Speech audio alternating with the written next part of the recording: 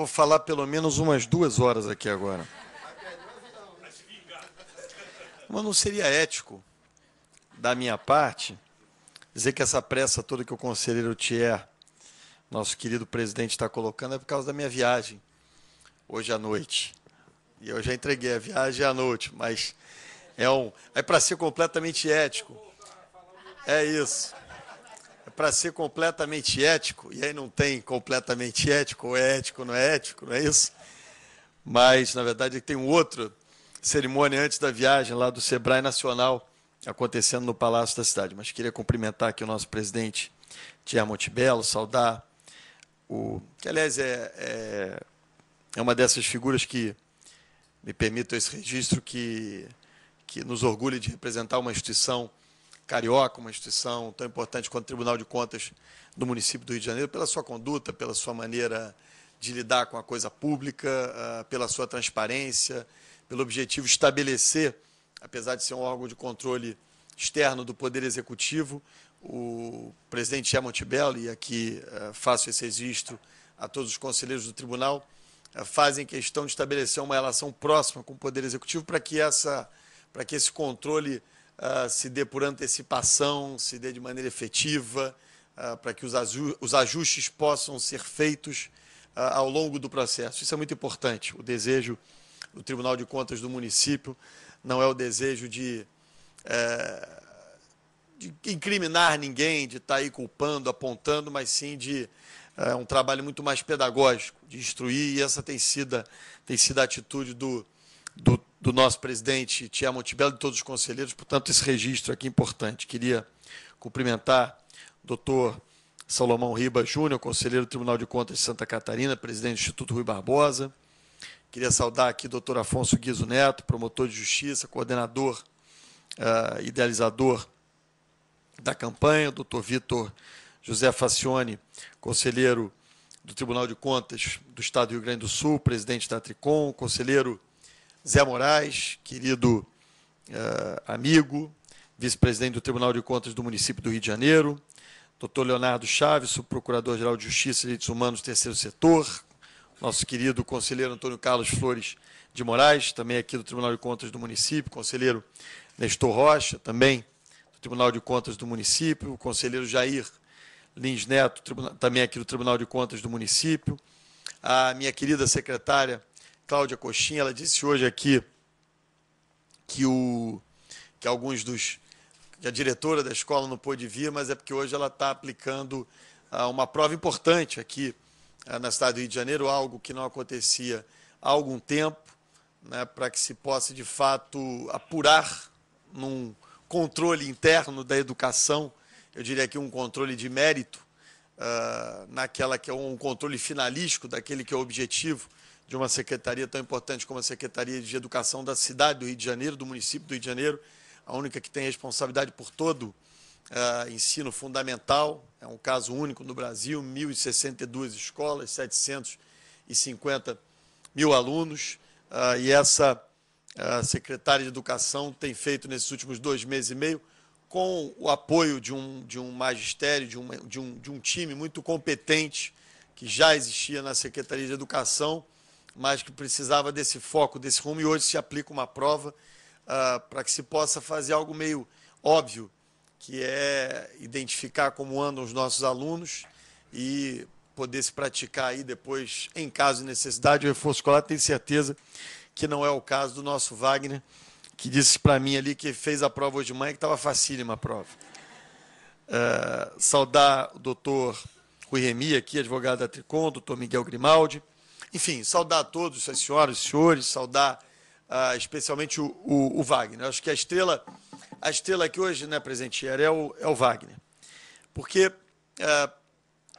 é curioso essa relação que se estabelece entre ética e vida pública, né, e muitas vezes os homens públicos, até porque devem ser os homens públicos aqueles a darem o exemplo, são os mais cobrados na questão da ética. São aqueles que sofrem um processo de mais transparência, de mais visibilidade por parte da mídia. Eu já tive a oportunidade na minha vida pública de ocupar cargos no parlamento, cargos no Executivo. Graças a Deus consegui passar por essas experiências todas sem nenhum tipo de desvio de conduta ética que me envergonhasse, de conduta moral que me envergonhasse, mas há sempre essa cobrança sobre os homens públicos. E essa cobrança sobre os homens públicos, que é muito importante, aqui não vai nenhum tipo de registro ao contrário disso, mas ela deve se estender a toda a sociedade. Eu acho que a campanha e a cartilha apontam muito para isso. Né? Um pouco quando a gente diz o que eu tenho a ver com essa história, tira um pouco essa atitude, que é uma atitude, eu posso falar pelos brasileiros, mas um pouco tipicamente brasileira, de apontar o dedo. Dizer, olha, o deputado lá é um bandido, o vereador é um ladrão, o prefeito é isso, o governador é aquilo, o presidente é aquilo outro. E, de repente, a gente vai vendo nas nossas atividades e na nossa vida, no nosso dia a dia, as atitudes sendo repetidas de forma pouco ética.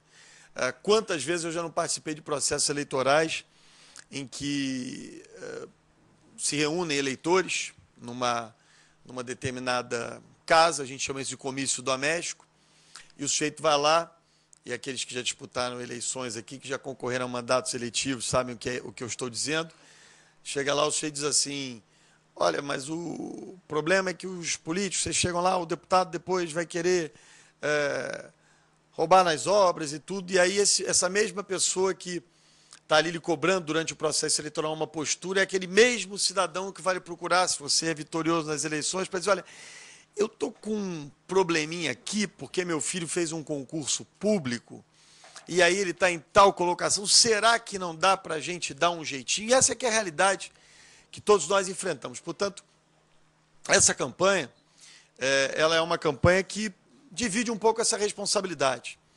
Eu, ao longo da minha vida pública, venho me perguntando, eu não vou falar mais que 2 horas aqui não, fiquem tranquilos. Ao longo da minha vida pública, venho me perguntando, né, o que vem primeiro nessa história. Né?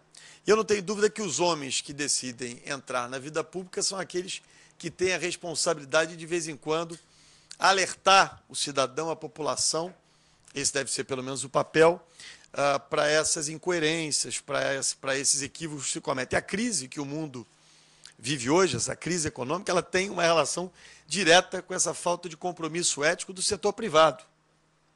A crise que o mundo vive hoje, ela tem a razão, a questão de fundo da crise econômica, porque passam os países mais desenvolvidos e estão puxando.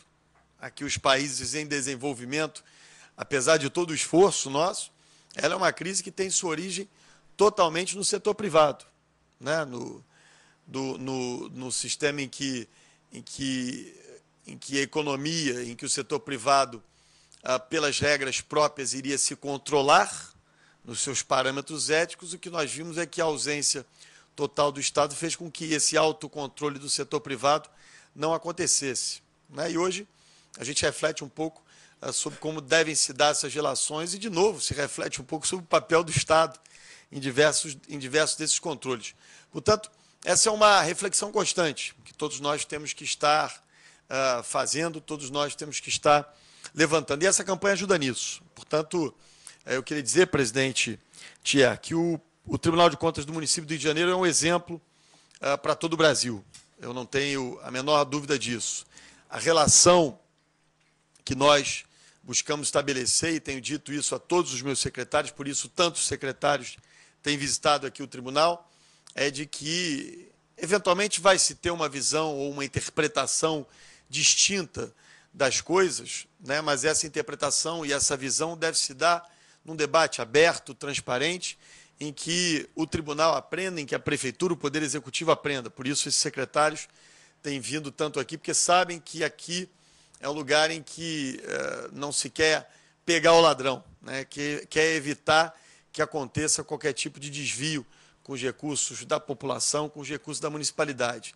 Portanto, que nós podemos falar aqui pela cidade do Rio de Janeiro, nessa rede tão grande de escolas municipais que pegam as nossas crianças de 0 a 14 anos, na creche, na pré-escola, em todo o ensino fundamental, é de que nós vamos dar total apoio. Estão aqui todas as coordenadoras de CREs, das 10 CREs existentes na cidade.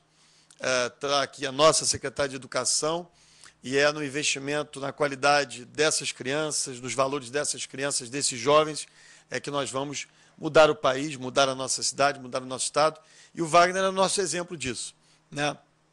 Fez uma bela redação, tem absoluta noção desses valores. Alguns fatos que ele cita na redação aqui, eu tive como deputado a oportunidade de certa maneira, participar do processo de investigação. Para quem leu a redação dele atentamente sabe a que me refiro, e, portanto, e além de tudo, achou a prova de hoje fácil. Portanto, o Wagner é aquilo que a gente quer que o Brasil se transforme, um Brasil de jovens cheio de valores, cheio de ética e dispostos a mudar as características desse imenso e fantástico país. Muito obrigado pela oportunidade de estar aqui. Contem conosco nessa campanha. Mais uma vez, parabéns a todos aqueles que trabalham nesse sentido. Muito obrigado, presidente.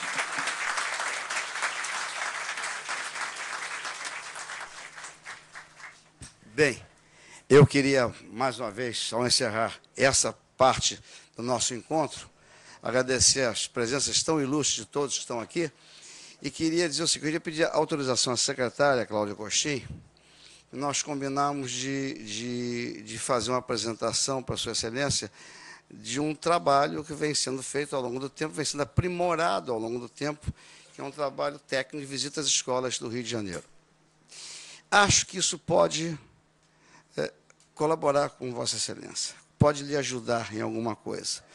Eu quero colocar à disposição aqueles que queiram permanecer conosco aqui para assistir essa exposição, uma exposição de 1 hora, mais ou menos, mas para quem é da área da educação, para quem é da área do controle, eu acho bastante curiosa, bastante interessante e bastante profunda, porque é uma visão bastante objetiva, prática do dia a dia, que começou com um checklist de 129 itens, hoje são 59 itens que estão verificados na escola, mas mostra uma realidade que talvez a secretária ainda não conheça. Nós já vivenciamos isso há 4 anos, praticamente, o corpo técnico da 3ª inspetoria, a inspetoria essa pela qual tenho muito apreço, porque eles são aplicados nessa área. Então, eu queria convidar aqueles que quisessem permanecer, mas antes vamos tomar um cafezinho, tem um coffee break aí, e eu queria liberar essa nossa primeira fase do nosso encontro, abraçar o Wagner mais uma vez, e eu deixei aqui para o Wagner, porque eu fui o único que não dei um presente para ele. Então, deixei para o Wagner aqui uma lembrancinha também dele, para o seu amigo aqui, que é filho de Deus, lhe abraçar e lhe entregar uma lembrancinha, e encerrar essa nossa primeira fase do nosso encontro, e a parte técnica, que para quem quiser ficar, será muito bem-vindo. E, mais uma vez, agradecer ao prefeito o seu tempo, sua disponibilidade, estar conosco aqui. Muito obrigado a todos. Vamos fazer, vamos.